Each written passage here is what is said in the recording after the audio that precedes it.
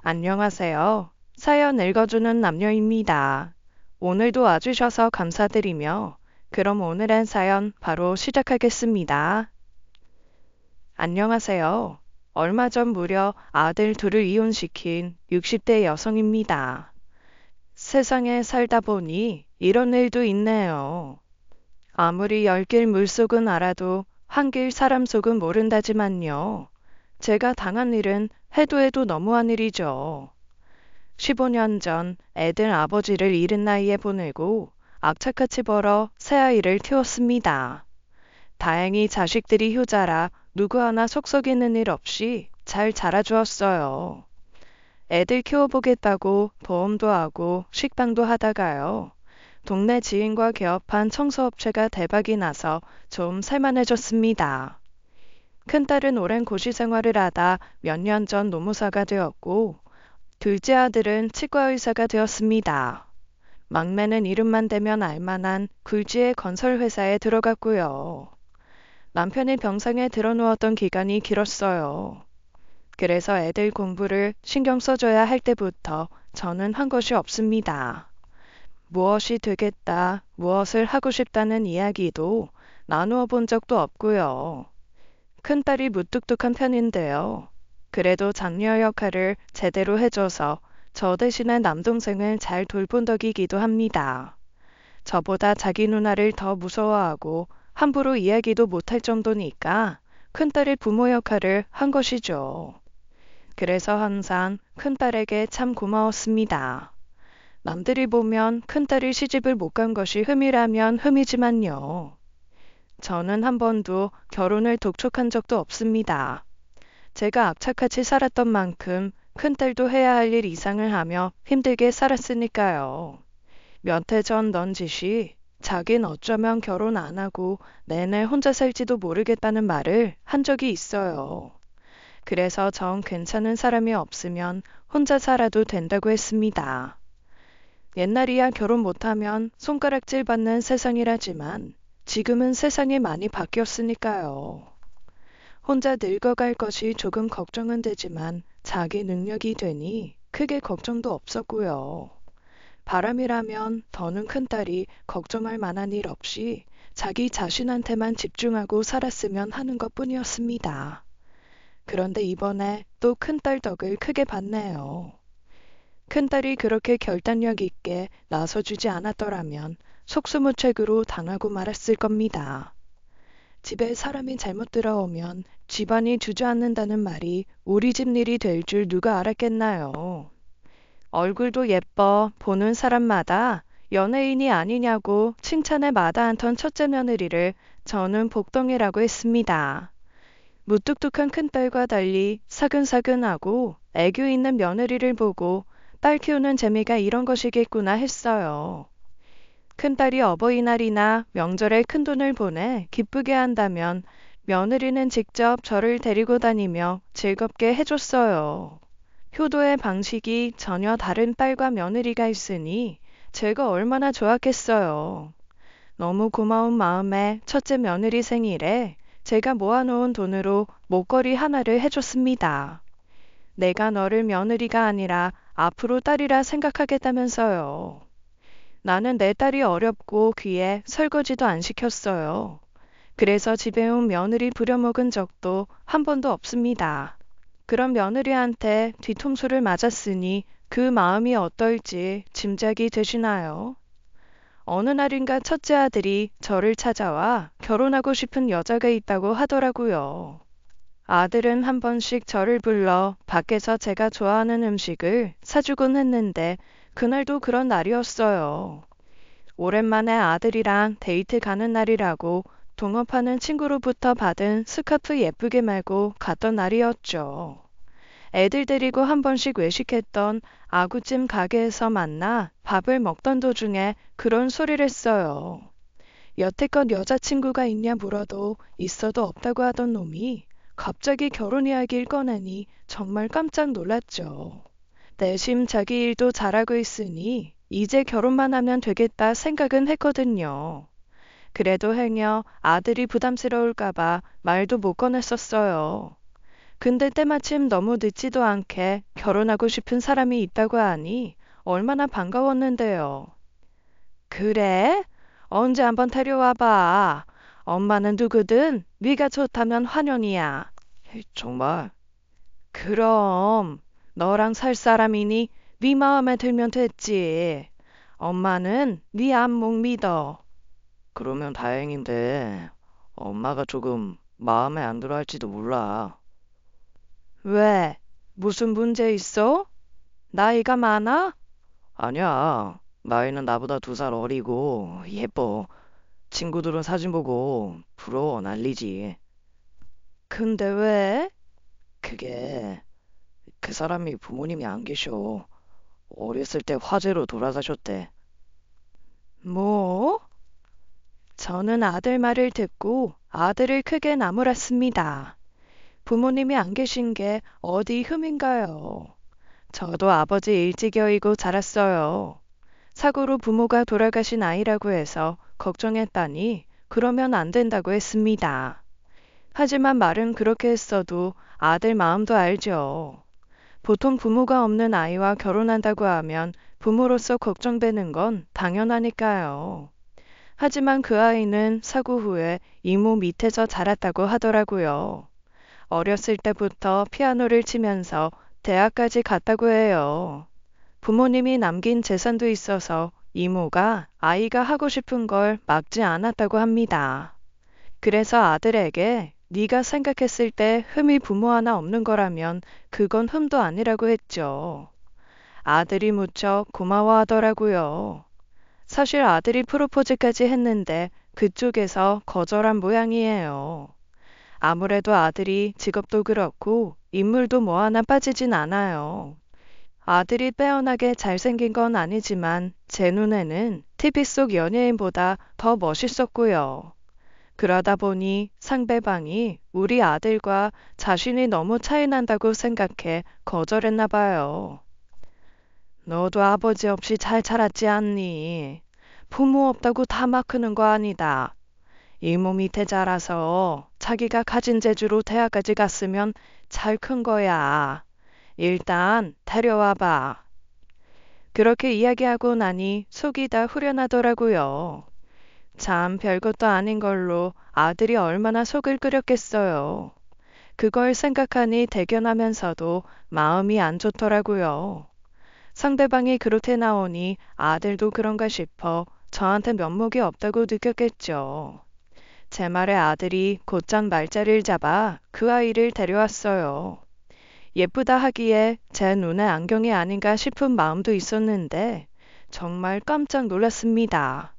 어디 연예인이 오는 줄 알았으니까요. 얼굴은 조망만한데 그 안에 들어찬 눈, 코, 입이 다 크더라고요. 보면 그저 예쁘다. 너는 왜 그렇게 예쁘니? 그런 말이 나올 정도로요. 거기다 키도 크고 늘씬합니다. 그런 게 연예인이지 뭐예요. 아들이 결혼을 서두르고 싶어하는 마음이 이해가 되더라고요. 게다가 마음씨도 어찌나 곱고 착한지요. 식당에서 만났는데 첫 만남에 꽃다발을 가지고 왔더라고요.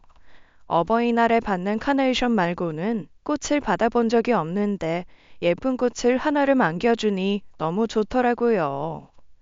성현 씨가 어머니 꽃다발 받아본 적은 없을 거라고 하셔서요. 아유, 너무 예쁘다. 처음 받아봐. 이 녀석들이 그런 센스는 없어 또. 앞으로 제가 많이 챙겨드릴 수 있으면 좋겠어요, 어머니. 목소리는 또 어찌나 나긋나긋하고 예쁜지요. 저는 첫째 며느리를 보고 나서 TV 속 아나운서가 다 부럽지 않더라고요. 옆에서 조곤조곤한 목소리로 이런 이야기 저런 이야기 해주는데 저는 걔 목소리만 듣고 있어도 좋았습니다. 듣자 하니 사연도 참 딱하더라고요. 아버지는 사업을 하셨고 어머니는 가정주부셨는데 옆집에서 난 불이 옮겨부터 집이 전소됐다고 하더라고요. 거실에서 자다 반사적으로 마당으로 몸을 피한 덕에 혼자 살고 가족을 다 잃었다고 하더라고요. 그때 나이가 13살이었답니다. 그 어린 나이에 부모를 잃고 이모 집에서 살았던 것이죠. 한동안은 부모를 두고 자기만 살았다는 죄책감에 말을 못했다고 해요. 그것 때문에 병원도 오래 다니고 이모 부부에게 마음을 열기까지 시간이 걸렸다고 하더군요. 그래도 저를 귀하게 여겨주고 키워준 이모 부부가 있었으니 얼마나 다행인가요. 이모 부부는 첫째 며느리가 대학 갈 쯤에 첫째 아들을 따라 미국으로 갔다고 하더군요. 멀지만 키워주신 은혜에 보답하고 싶다 어렵사리 참석해달라고 청하니 감사하게도 시간을 내겠다고 하셨어요. 결혼 날짜를 잡고 나서는 이미 가족이 된 양 다 같이 모여 밥도 먹고 참 즐겁게 보냈습니다. 그러던 어느 날이었어요. 큰딸이 예약한 한우 갈비집에 간 날이었어요. 거기서 큰딸이 아는 사람과 마주친 겁니다. 선배! 오랜만이에요. 어쩐 일이에요, 여긴? 어쩐 일이긴 밥 먹으러 왔지. 우리 장모님 생신이라. 저는 남동생이 곧 결혼해서 그 전에 가족끼리 밥 먹으러 나온 거예요. 안녕하세요. 네. 역시 윤지 동생이라 그런지 닮았네. 잘생겼어요. 어? 왜? 우리 올케야. 아, 그래. 근데 혹시 우리 만난 적 있었나요? 아니요. 저는 초면인 것 같은데. 그런가? 어디서 많이 뵌 것 같아서요. 예뻐서 TV에서 봤나 했나 보다. 어디 결혼식장에서 본 거 아니야? 결혼식장에서 피아노 반주 아르바이트 많이 했대. 그런가? 네 말대로 예뻐서 그런가 보다. 어머니께서는 좋으시겠어요. 네, 좋죠.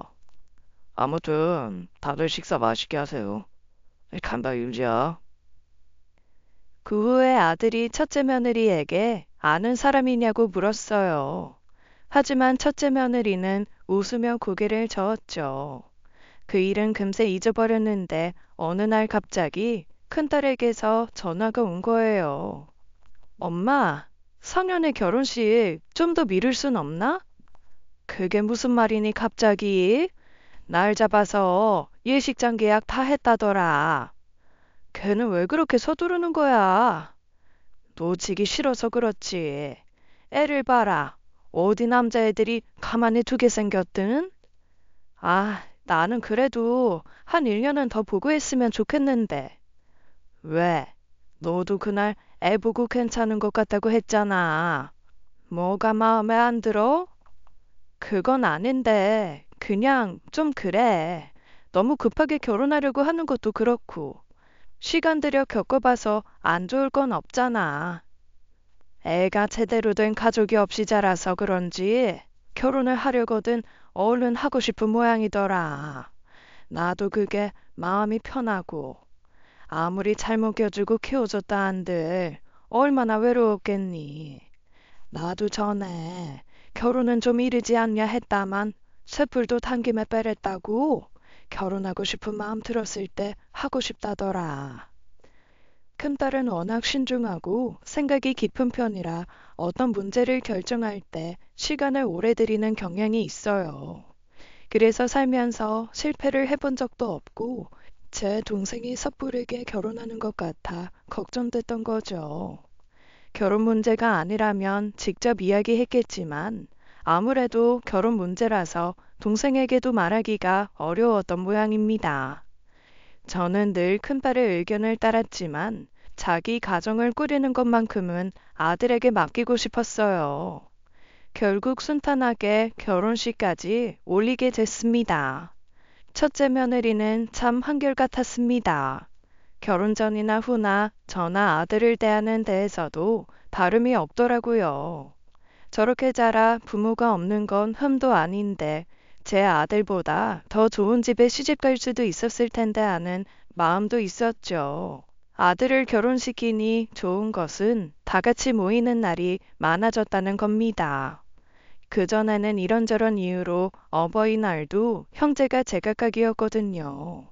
어버이날에 날 잡아 식사를 하거나 명절이면 함께 여행을 갔어요. 작년 설에는 다 같이 푸켓에 다녀왔는데 그렇게 좋더라고요. 친구들이 애들 결혼시키고 손자 며느리 데리고 가족여행 가는 거 얼마나 부러웠는데요. 이제 둘째 아들 결혼시키고 첫째 아들 밑으로 손주만 생기면 저는 더는 바랄 것도 없었습니다. 그러던 어느 날 밖에서 우연히 첫째 며느리를 만난 겁니다. 동업하는 지인이 세무서를 들러야 한다길래 같이 갔다가 식사하러 나오는 길이었어요. 그런데 첫째 며느리가 웬 남자랑 다정히 길을 걷고 있는 게 아니겠어요. 다정이라는 말은 꽤 주관적이긴 하지만 누가 봐도 다정하다고 할 수 있을 만큼 좀 이상했습니다. 그래서 며느리를 불러다 세웠죠. 아가, 어머니, 여긴 어쩐 일이세요? 아는 사람이랑 밥 먹고 가는 길이다. 근데 너는 무슨 일이냐? 이 사람은 대체 누구야? 아, 이분은 성현 씨랑 같이 일하시는 분이세요. 제 지인이기도 하고요. 성현이랑 같이 일하는 분이라고? 그래? 근데 너 잠깐 나 좀 보자. 아들과 아는 사이라고 하니 마음은 놓이면서도 아닌 건 아니다 싶어 따로 옆으로 불러다 말했죠. 아무리 서로 아는 사이라고 해도 그렇지. 이렇게 벌건대 낮에 사람들이 많이 보는 곳에서 좀 적절치 않아 보인다. 네? 아, 죄송해요. 저는 워낙 친하다 보니까 생각지도 못했어요. 성현 씨 앞에서도 스스럼 없이 대하는 사이라서 어머님 보시기에 불편하셨다면 제가 잘못한 게 맞죠. 죄송합니다. 주의할게요. 세상이 변한 만큼 내가 뒤따라가지 못해 그런 걸까요? 외간 남자랑 단둘이 만나 그렇게 외출하는 모습은 받아들이기 어려웠어요. 제 말을 듣고 잘못을 인정하고 잘못했다고 말해주니 다행이었습니다. 그러던 어느 날 갑자기 첫째 아들이 집으로 찾아온 거예요. 딱 봐도 술을 좀 했는지 비틀거리며 집에 들어오는데 술 냄새가 엄청 나더라고요. 그러고 소파에 드러누워 자고 가겠다는데 보자마자 바로 며칠 전 일이 떠올랐죠. 갑자기 무슨 일이야? 얼른 일어나. 혹시 싸웠니? 몰라요. 그래도 그러는 거 아니다. 부부는 싸워도 한 이불 덮고 자야 풀리는 거야. 그냥 오늘은 여기서 자고 갈게요. 대체 무슨 일인데 그래? 응? 성현아. 진짜 잠이 든 건지 일부러 자는 척하는 건지 첫째 아들은 그렇게 잠이 들어버렸어요. 그리고 다음날 제가 일어나기도 전에 언제 가버렸는지 나갔더라고요. 이전에 없던 일에 마음이 너무 심란하더라고요. 제가 아는 아들은 속상한 일이 있다고 해서 그렇게 집을 나가버리거나 하는 행동은 한 적도 없었고요. 아무래도 부부 일이 되다 보면 좀 달라질 수도 있겠지만 무슨 일이 났나 싶은데 알 길이 없으니 답답하더라고요. 아무래도 제가 목격한 그 일과 관련이 있는 건 분명해 보이는데 말해주지 않으니 알 수도 없고요.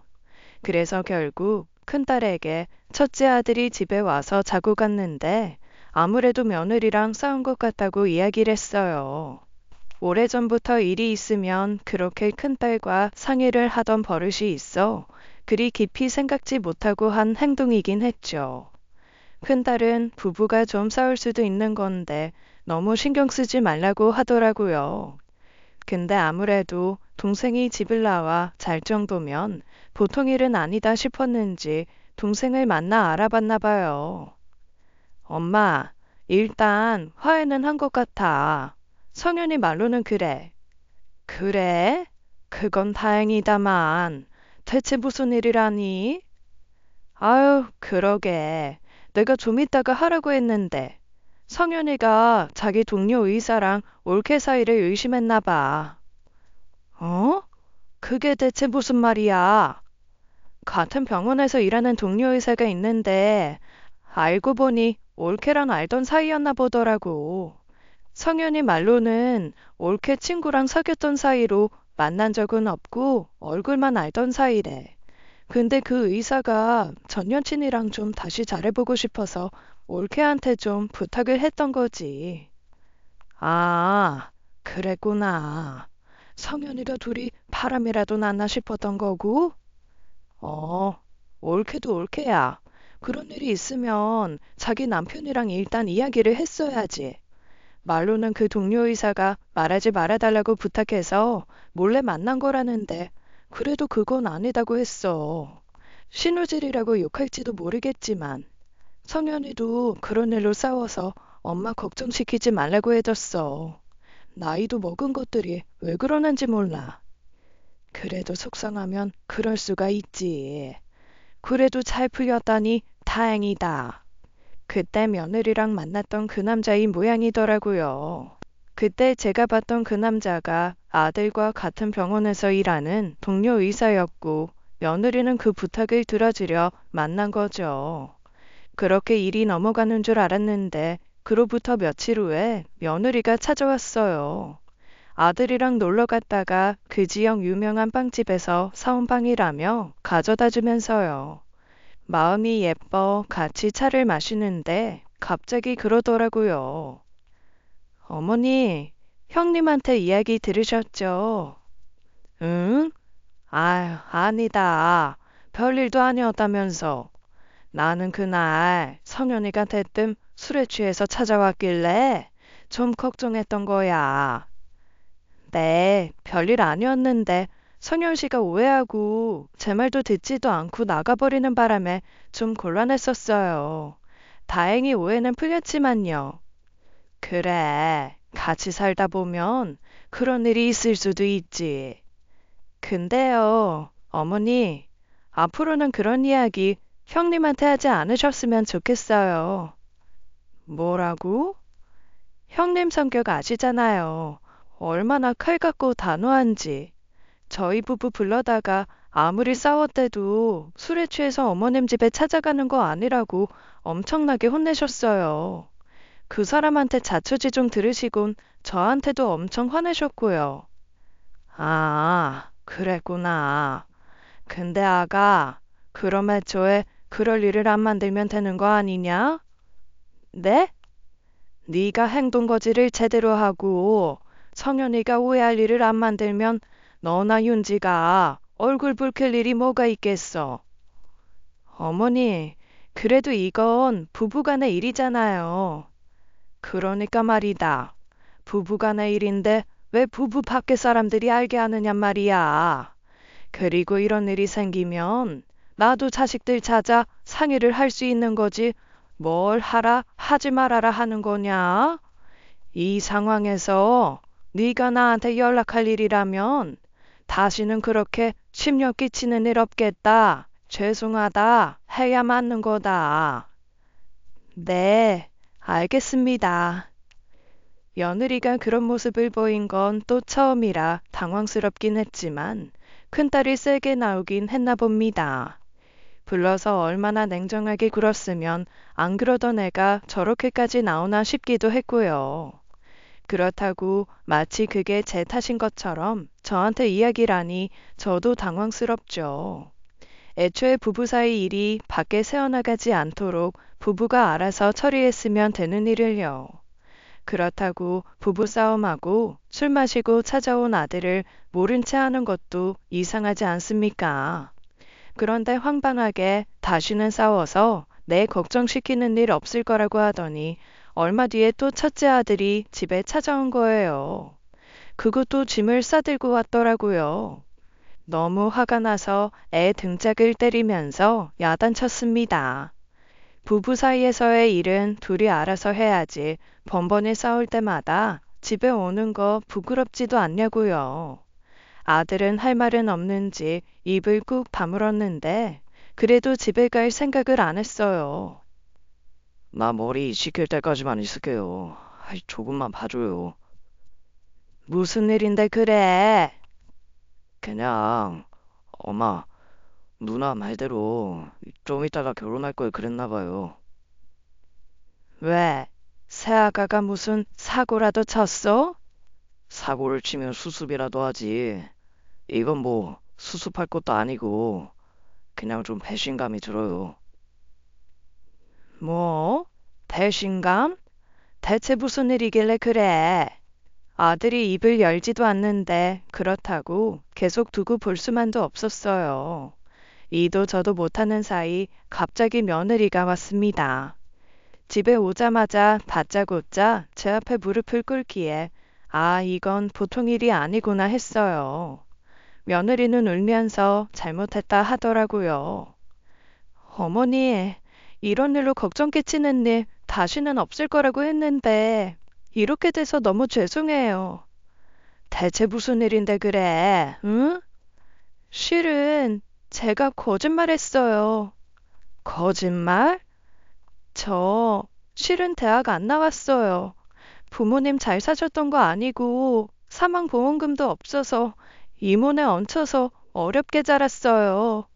화재가 난 집터 팔았는데 그 돈은 저 성인 될 때까지 먹이고 재워준 돈이라고 돌려주지 않으셨고요.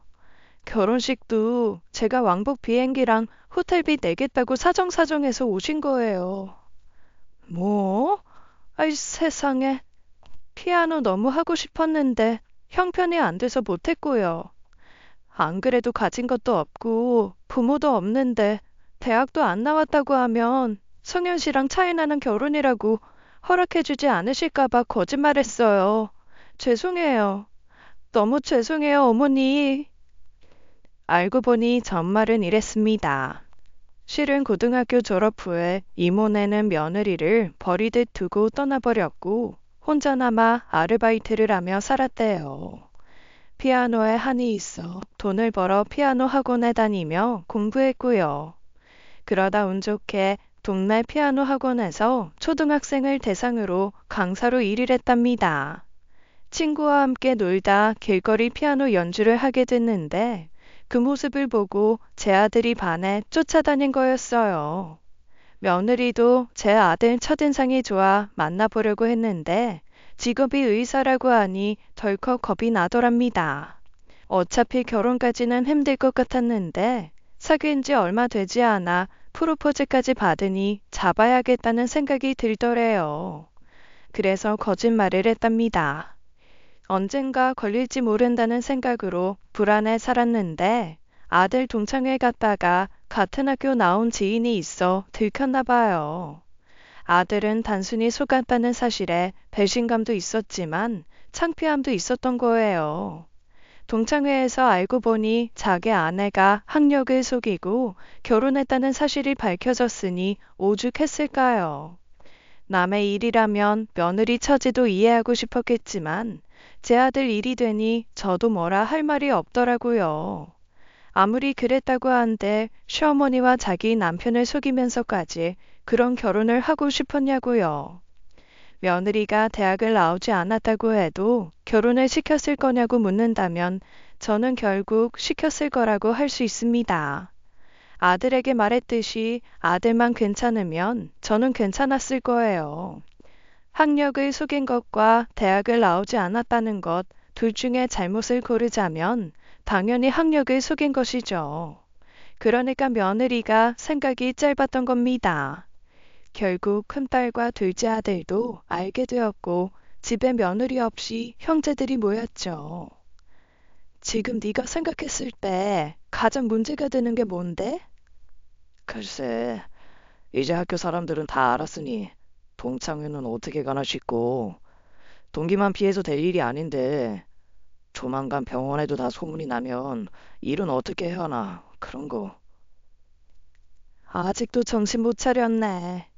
형, 그게 아니라 형수가 그렇게 큰 일을 속였는데 다른 거 속인 건 없겠어? 그건 걱정이 안 돼? 다른 거? 더 찝찝하거나 신경 쓰이는 건 없고? 그런 건 없는데 아이 그런 거 생각할 겨를도 없고 그러니까 누나랑 성민이 말은 그거 말고도 더 속인 게 있을지도 모른다는 거야? 이왕 이렇게 된 거 제대로 한번 알아봐. 올케한테 물어보던지, 올케 친구를 찾아가던지. 설마 더 있을까? 없으면 다행이고, 정이혼 못하겠다 싶으면 깔끔하게 묻어. 마음 같아선 이혼시켜버리고 싶은데, 너 지금 하는 걸 보니 이혼도 못해. 모르겠어, 나도. 넌 지금 사회적 체면 때문에 괴로운 거지? 그게 아니면 사실 별일 아니라고 넘어갔을 거 아니야. 잘 생각해서 판단해. 너가 묻고 그냥 넘어가겠다고 하면 우리는 별 수 없어. 그냥 모른 채 해야지. 아들도 많이 고민되었을 겁니다. 좋아하는 마음이야 있는데 남들 앞에서 창피를 당했으니 망설여졌던 거죠. 공부하면서도 좌절은 했어도 남한테 창피한 일 당해본 적도 없는 녀석이 오죽했겠어요. 결국 아들은 이틀 뒤에 결심했다는 듯 형제들을 다 불러다 말하더라고요. 이혼하겠다고요. 며느리의 성장 과정을 아니 이해해보려고 했지만 자기가 생각하기에 거짓말 규모가 너무 크다고요. 과거를 묻어두고서라도 미래를 함께할 수 있느냐로 봤을 때는 좀 힘들 것 같다는 결론이었죠. 그렇게 이혼이 결정되었는데 정리할 시간을 달라며 나간 며느리가 임신을 해서 돌아온 거예요. 저도 아들도 모두 당황해서 할 말을 잃었어요. 이미 이혼 소장만 접수하면 되는 상황에서 갑자기 초음파 사진을 들고 와 무릎을 꿇는 거예요. 한 번만 더 기회를 주세요. 제가 더 잘할게요. 이미 지나간 시간은 제가 어떻게 하고 싶어도 할 수 없지만 앞으로는 제가 성현 씨 아이 잘 키우면서 엄마 노릇, 아내 노릇 잘할 수 있게 어머님이 좀 도와주세요. 너무 당황스러워서 초음파 사진을 바라보다 첫째 아들을 봤죠. 아들도 저랑 비슷한 심정이었겠지만 아무래도 더 혼란스러웠겠죠. 여태껏 생기지 않던 아이가 이혼을 결심하자마자 찾아왔으니 얼마나 황당해요. 친정도 제대로 없고 임신한 애를 내치자니 그것도 도리가 아닌 것 같아 아들에게 맡겼습니다. 일단 아이 아빠로서 면이 서려면 그래도 아이가 제대로 태어날 수 있게 기다려야 하지 않겠냐고요. 다 아들이 좋아서 한 거짓말인데 죽을 죄를 지은 사람처럼 애를 지우라는 것도 사람이 할 짓은 아니죠. 결국 아들은 일종의 유예기간을 주었고 며느리는 다시 아들과 함께 지내게 되었습니다. 그리고 수개월 후 며느리의 눈과 코를 쏙 빼닮은 정말 예쁜 아들을 낳았어요. 막상 애가 태어나니 어찌나 예쁘던지요. 우여곡절이 있었지만 그것도 가족이 되는 과정이라고 생각했어요. 둘째 아들은 또 첫째 아들과는 성향이 좀 달랐습니다. 똑부러진 큰딸과 다소 우유부단한 면이 있는 첫째를 적절히 섞어놓은 것 같달까요. 어떨 때는 막내딸 같은 면도 있고 자라면서 큰딸과 첫째 아들 사이에서 갈등이 생기면 중재 역할도 했고요. 막내라고 마냥 막내 같지 않은 게 주변에서는 첫째 아들보다 둘째 아들을 그렇게 사위 삼고 싶어 했어요. 첫째랑 또 다른 점이 있다면 그다지 연애나 결혼에 관심이 없다는 거였어요. 큰딸은 애초에 비혼 선언을 한 셈이니 그렇다 쳐도 아들들은 어지간하면 결혼을 시키고 싶었던 게 제 욕심이에요. 첫째는 대뜸 결혼 상대를 데려와 결혼했지만 둘째는 꽤 오래 감감무소식이더라고요. 여기저기서 들어오는 선자리도 마다하고 결혼은 알아서 할 테니 걱정하지 말라고 하지만 어디 그게 쉽나요. 아들 손주도 받겠다. 이제 둘째만 결혼하면 이제 걱정이 없을 것 같은데 당사자가 생각이 없으니 한참 걱정을 했죠. 그걸 보고 첫째 며느리가 그러더라고요. 어머니, 그렇게 고민 많으시면 제가 한번 알아볼까요? 뭘, 선자리를? 아유, 됐다. 내가 그동안 성민이한테 들이댄 아가씨만 여럿이야. 그만하면 됐다 싶은데도 그렇게 마다하더라. 제가 도련님이 좋아할 만한 타입을 아니까 한번 물어볼게요. 아마 어머님도 마음에 드실 거예요. 그래? 어떤 앤데? 제가 학원 일 할 때 알게 된 친구인데 잠깐 알바한 적이 있거든요. 바이올린으로 미국 음대 나온 애예요. 도련님이 귀엽고 애교 있는 타입 좋아하는데 딱 그 애가 그렇거든요. 어머, 그러니? 아유, 아무리 그래도 성민이 마음에 들어야 하지. 어지간하면 성에 안 차는 모양이더라고. 걱정하지 마세요, 어머니. 제가 잘 말씀드려 볼게요. 도련님도 이제 나이가 있는데 가야죠. 둘째는 참하게 생긴 약사며 초등학교 교사를 소개해줘도 마다했어요.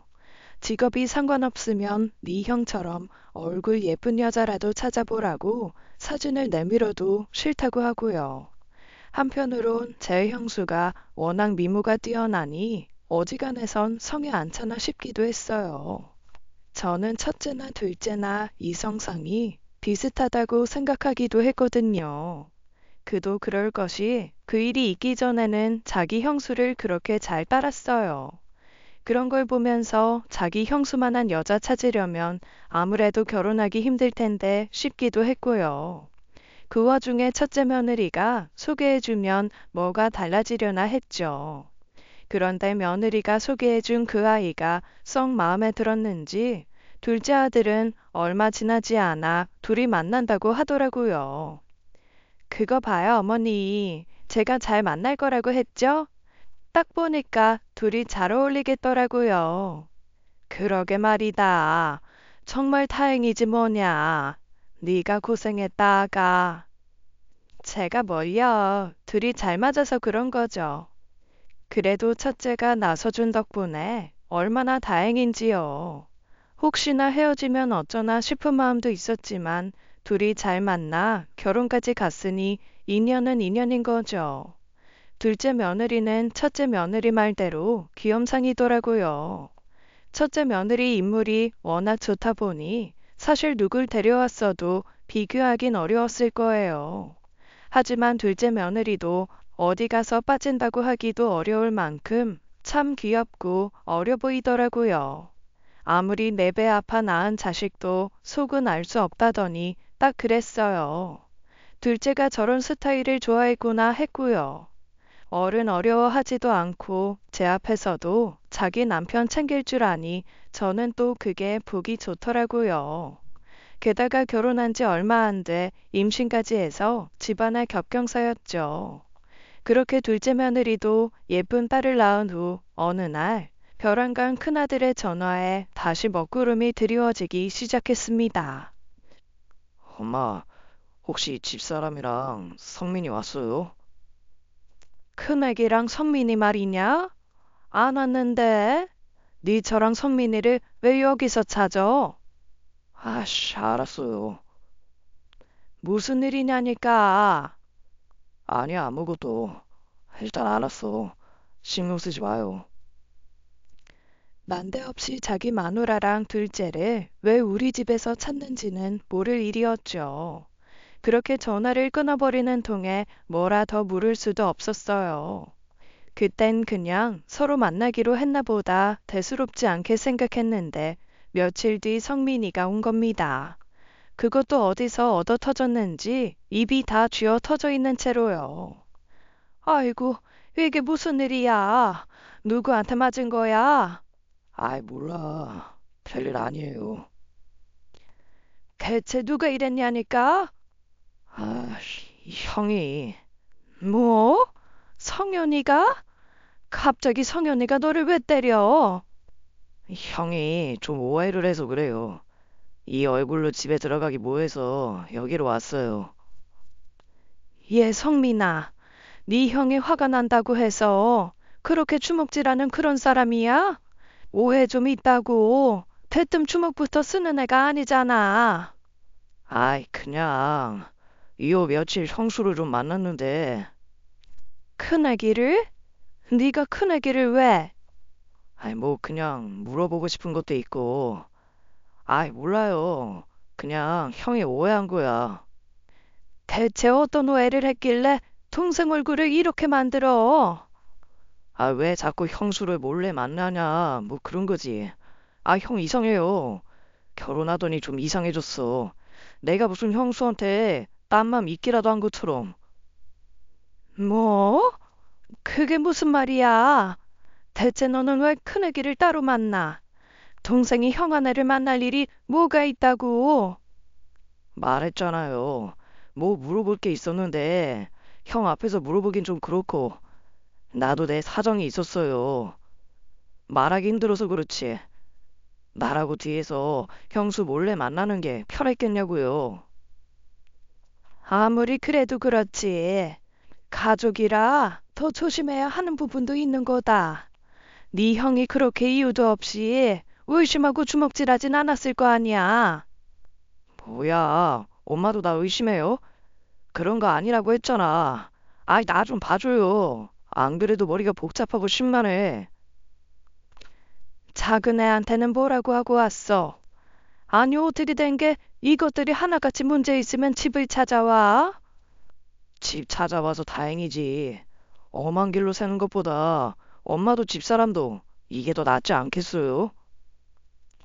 어휴, 말이나 못하면.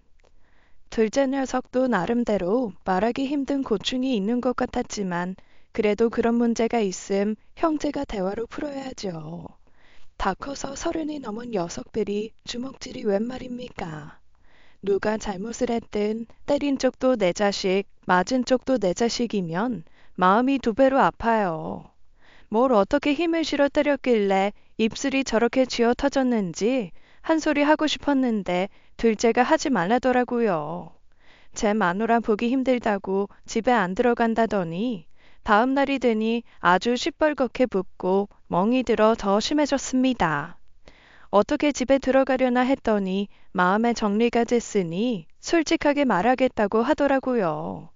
작은 며느리 볼낯이 없었어요.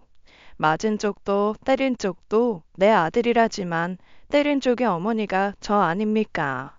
무슨 일인지 모르겠지만 잘못한 게 있으면 형한테 확실히 사과하고 아니면 확실히 사과 받으라고 했습니다.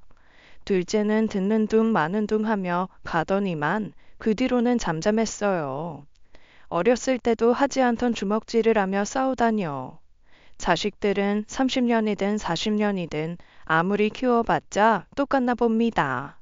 다 컸다 싶으면서도 어쩌면 저렇게 철이 없을까 싶으니까요. 그리고 며칠 뒤 정말 말도 안 되는 일이 터졌습니다. 정말로 상상도 할 수 없었던 일이요. 갑자기 큰딸이 아들 며느리들을 죄다 저희 집으로 불러 모은 겁니다. 전혀 없이 화가 난 얼굴로요. 큰딸이 저 정도로 나오는 거 보면 보통 문제는 아니다 싶었죠.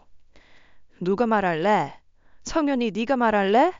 그냥 누나가 말해. 그래, 내가 말해야지. 말할 자격도 없다 너희들은. 엄마, 이것들 다 이혼시켜. 뭐? 갑자기 이혼이라니? 엄마 며느리들 다 한때 나가요 하던 애들이래. 어? 나가요라니.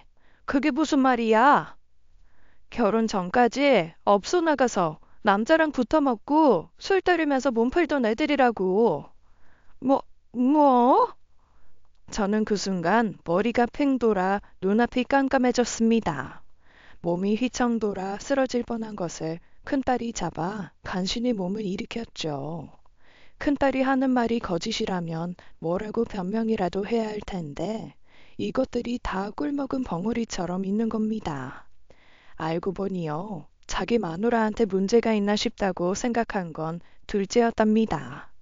일단 자기도 좋아서 만나긴 했는데 영 찜찜한 게 한두 군데가 아니었다고 해요. 언제는 버클리 대학에 있었다고 했다가 또 언제는 줄리어드 대학이라고 하는 식으로요. 아는 친구들도 음악하는 사람이 별로 없고 하나같이 개인 사업을 하는 사람들 뿐이고 결정적으로 영어를 못했대요. 카페에서 우연히 외국인과 대화할 기회가 있었는데 얼추 알아는 듣는데 말은 한마디도 못하더랍니다. 하도 이상해서 물으면 유학 가서 너무 고생하는 바람에 트라우마가 생겨 영어를 하려 하면 몸이 굳는다고 하고요. 근데 결정적으로 애가 태어났는데 자기 애 같지 않더랍니다. 그건 그냥 감이었대요. 내내 의심하고 있어서 그런지 생긴 것도 아들을 닮은 것 같지 않아 유전자 검사를 한 거예요. 제발 자기 의심이 잘못된 거라고 나오길 바랐는데 아니나 다를까 친자가 아닌 것으로 나왔고요. 기가 막히고 어이가 없는 건 일단 어떻게 된 정황인지 알고 싶어 형수를 찾은 거죠. 일 끝나고 거의 매일같이 만나 추궁을 했고 형이 알게 되는 걸 원하지 않아 몰래 만나다 보니 오해로 번졌다고요. 첫째 며느리는 만날 때마다 자기는 모르는 일이라고 잡아떼는데 둘째 아들은 직감적으로 그런 것 같지 않더랍니다.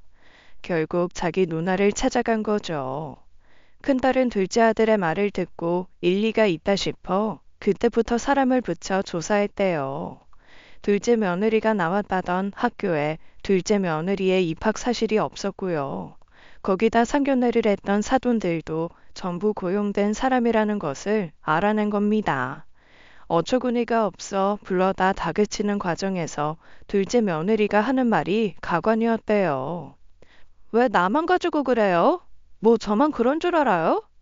그 말에 큰딸이 이것들이 다 짜고 친 거구나 싶어 첫째부터 조사를 했더니 가관이 그런 가관도 아니었대요. 알고 보니 첫째 며느리는 꽤 알아주는 비싼 바에서 주로 있는 사람을 상대로 술을 따랐다고 해요. 표면적으로는 가볍게 대화하면서 술 상대를 해주고 팁을 받는 형식이지만 남자 잠자리를 상대하는 일도 있고요. 이거 다 거짓말이었어, 엄마. 얘 이모네랑 살지도 않았어. 부모가 화재로 돌아가신 건 맞는데 그 뒤로 쭉 보육원에서 산 거야. 그래요.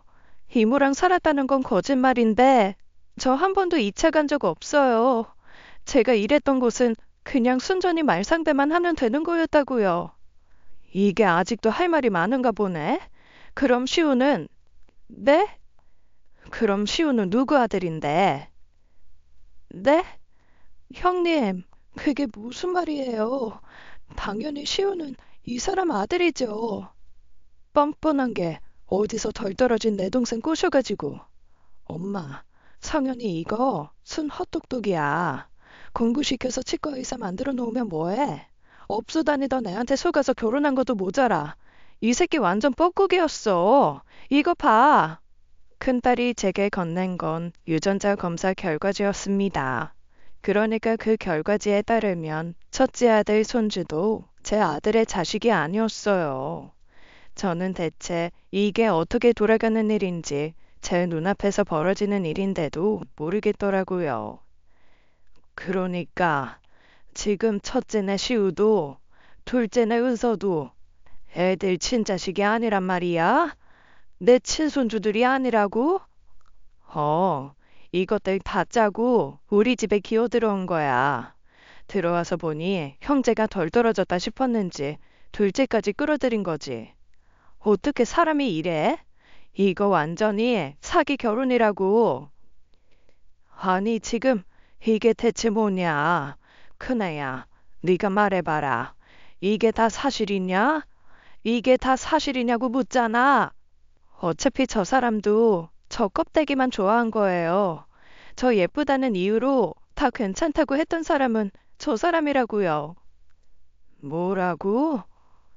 저 이 사람이랑 결혼하고 이 사람 배신할 만한 짓 한 적 없어요.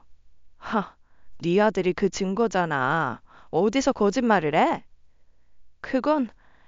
그건 이 사람 동료가 제 고객으로 왔던 사람이라 그 사람이 제 약점 쥐고 있어서 어쩔 수 없던 거예요. 자기가 하라는 대로만 하면 평생 숨기고 살 수 있게 해준다고 해서 그래서 어쩔 수 없었다고요. 잠깐, 뭐? 그러면 그저지 침부란 말이야? 나도 몰랐어. 낳고 나서야 혹시나 했었던 거야. 야, 조용히 못해? 그럼 둘째는 왜 둘째까지 저런 여자를 갖다 붙인 거야? 그건 그냥 제가 불안해서 그랬어요. 혹시나 도련님 더 괜찮은 여자 데려와서 어머님 며느리 삼으면 어쨌거나 떳떳하지 못한 저보다 나을 텐데 그게 싫어서요. 뭐? 미친 것들. 정신 나간 것들이 우리 집을 완전히 농락했어. 너희 법적으로 내가 완전히 짓밟아 버릴 테니까 각오해. 저도 평범한 가정 꾸리고 살고 싶었어요. 그게 잘못이에요?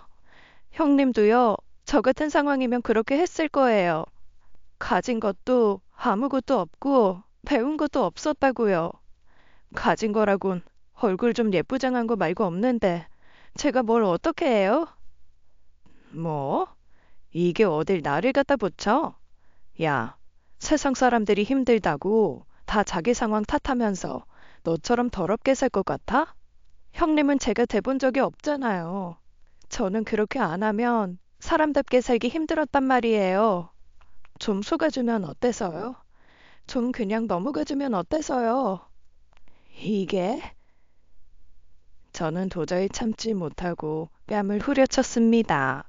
손이 발이 되도록 빌어도 모자랄 판에 저 잘났다고 하는 소리가 다 그렇게 살았을 거라뇨. 제 몸이 편하고 싶어 그런 일을 택했으면서 두 아들도 모자라 제 딸까지 모욕하는 건 참을 수 없었죠. 첫째 며느리의 뺨을 후려치고도 후련하지도 않았습니다. 온몸이 부들부들 떨리는데 제 몸 하나를 지탱하고 서 있는 것도 어려웠죠. 그러니까 제가 그동안 드디어 이루었다고 생각했던 그 평범한 행복들이 죄다 거짓이었고 모래성 같은 것이었습니다. 싹싹하고 아들 내조 잘하는 며느리들, 눈에 넣어도 아프지 않을 손주들, 정말 씹어 죽여도 시원찮을 것들이라는 생각이 들자 이가 바득바득 갈리더라고요. 너는 지옥에 갈 거다. 넌 지옥바다에서도 가장 밑바닥에 떨어질 거야. 끝까지 잘못했단 소리는 안 하더군요. 큰딸에게 봐주지 말고 할 수 있는 한 어떻게 해서든 작사를 내버리라고 했어요. 큰딸은 법 공부를 해서 아는 법 쪽에 사람이 많았고 없더라도 100% 승소할 수 있는 소송이었죠.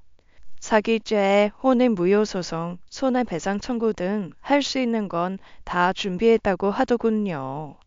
두 아들은 당분간 보고 싶지 않다고 했습니다. 작정하고 속였으니 속아 넘어간 쪽이 잘못이라고 할 수는 없었지만 아들들만 봐도 우라가 치밀더라고요.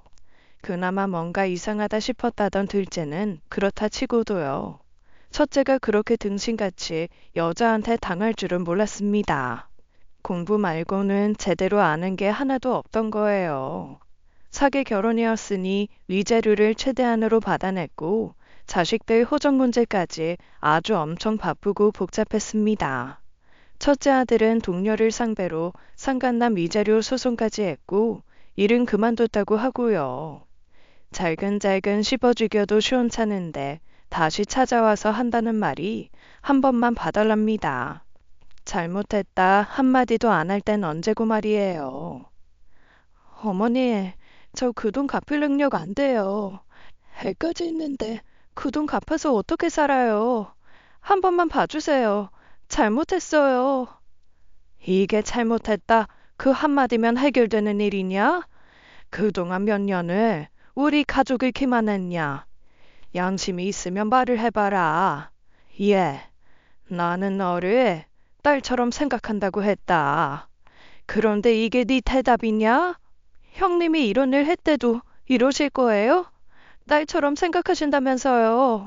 그럼 이런 일이 있더라도 딸처럼 대해주셔야 하는 거 아니에요? 어머니, 저 돈 없어요. 아무것도 들고 나온 것도 없어서 주고 싶어도 그 사람한테 줄 돈도 없다고요. 솔직히 그 돈 안 받아도 살잖아요. 근데 전 죽어요. 그래, 네 말대로 그 돈 안 받는다고 우린 안 죽는다. 그 더러운 돈 받아봤자 쓰고 싶은 생각도 없어.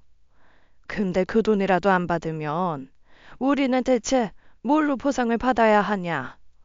이 늙은 나는 그렇다 치고 너를 사랑해서 가족으로 들인 내 아들 인생은 뭘로 보상이 돼? 성윤 씨는 능력 있으니까 얼마든지 재혼할 수 있겠죠. 근데 전 애까지 딸려서 앞으로가 더 막막해요. 왜 항상 저만 이렇게 힘들어야 돼요? 왜 저만요? 힘들다고 다 너처럼 사는 줄 아니? 정 돈이 없으면 너 일하던 데 가서 술이나 따르고 말상대나 해주면 금방 돈 벌지 않겠냐? 그게 네가 세상 사는 방식이지 않냐? 그리고 네 자식이 크면 똑바로 말해라. 네가 남자들한테 웃음도 팔고 술도 팔고 몸도 팔아서 키웠다고 끝까지 찾아와서 내 자식 힘들게 하면 나는 네 자식 찾아가서 몸 팔아 번 돈으로 네가 살았다. 그렇게 이야기할 거다. 어머니, 그러니 당장 내 눈앞에서 쏙 꺼져라. 죗값이나 탈게 받고. 아무것도 몰랐을 때는 그저 고분고분하던 첫째 며느리에게 저런 면모가 있을 줄은 몰랐습니다. 애초에 이해도 하기 어렵지만 100번 양보해서 그런 일을 했다더라도요. 자기 욕심에 사람을 속이고 들어온 것은 말도 안 되죠. 사람을 믿고 마음을 주는 것이 무슨 잘못이라고. 저나 우리 애들이 저 버러지 같은 것 때문에 고통받아야 할까요? 그나마 똑부러지는 큰딸이 있었으니 망정이에요. 두 아들들이 어설프게 당하고도 그대로 살았을 거 생각하면 아찔합니다. 첫째 며느리를 쫓아내고 난 후에 소금 한 바가지를 갖다가 뿌렸습니다. 정말이지 죽기 전에 그 얼굴 다시 보는 일이 없었으면 해요. 제 눈에 띄면 정말 가만두지 않을 겁니다. 지금까지 사연 읽어주는 남녀였습니다. 끝까지 시청해주신 여러분 감사드리며 저희는 다음 사연으로 돌아올게요. 감사합니다.